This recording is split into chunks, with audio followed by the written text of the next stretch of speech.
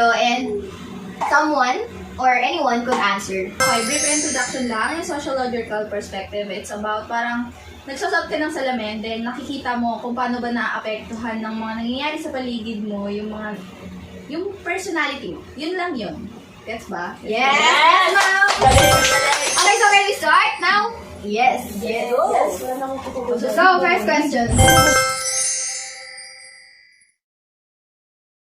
Politics talaga. Kasi every election, di ba, halos mag-away-away yung mga tao. Pero isa lang naman yung gusto natin lahat, na umunlad yung bansa, na mawala yung corrupt. Pero pagdating na sa politiko, nagkakaroon na ng iba't ibang opinion, iba't ibang bias, parang gano'n. Nung nabasa ko yung question na yun, ginawa ko yun, di ba? Tapos binasa ko ulit. Sorry kung ginawa mo yan. Sorry po. Naisip ko, di ba may mga tao na pinipilit nila yung perspective nila sa iba. Naisip ko, ba't ayaw nilang tanggapin na ito yung thoughts ko eh, ba't hindi mo kaya tanggapin? Para silang self-centered na tao. Ganun. Yun yung pumasok sa tabayas nilang Parang respeto sa kanya-kanyang perspective ng ibang tao. Kasi meron nga iba na pinipilit nila na dapat pag ganito yung paningin ko, dapat ikaw din maging ganon. Parang umaabot na siya sa point na nag-aaway-away na yung mga tao kasi hindi nila nilarespeto yung isa't isa. Parang may gusto kong tanggalin. Ayun yung parang, di ba nga lumaki tayo na pag matanda ka, dapat sila na rin yung i-respect natin, gano'n. Sila. Sorry. Oo ba? Ayun nga, kapag mas nakakatanda sa atin, hindi tayo pwedeng sumagot pabalik kahit alam natin nasa tama tayo, di ba?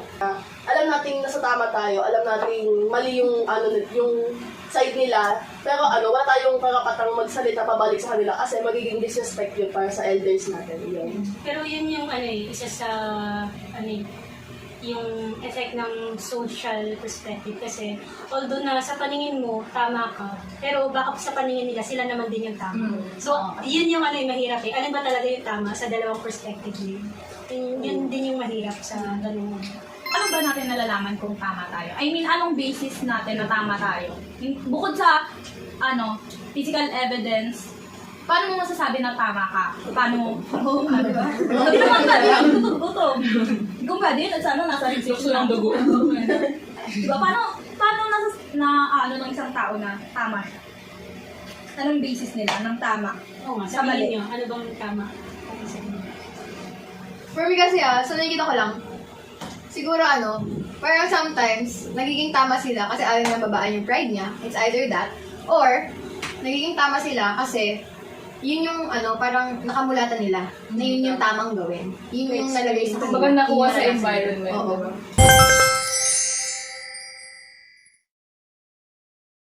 Sa akin, sa society natin ngayon, kung titignan ko, is for me, is unequal siya. Sobrang, ang hirap paglaban ng equality ng bawat isa. Lahat ng pinaglalaban natin, hindi tayo pantay-pantay kahit may pinaglalaban tayo mga equality rights. So, ang hirap na. Sobrang unequal ang society natin. Sa mga naging factor niyan is yung environment, yung culture na namanan natin from mga sinauna nating kasi may mga may mga pinaninindigan sila na dapat ganito lang, ganyan, na napasa-pasa na lang sa atin.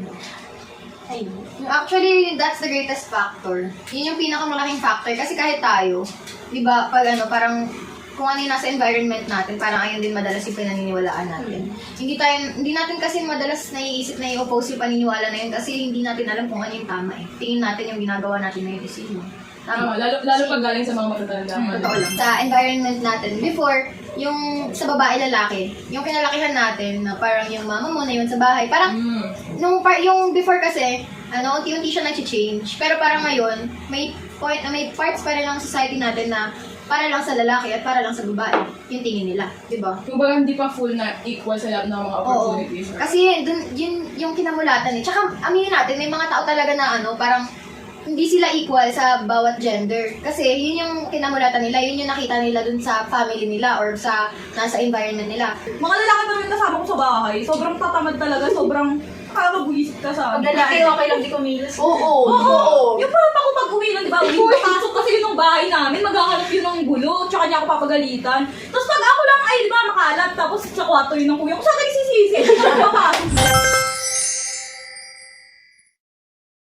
Hindi ka muna. Dati muna. Hindi ka muna. Mamaya Hindi, na. ano yan eh, sa... Ulitin ko?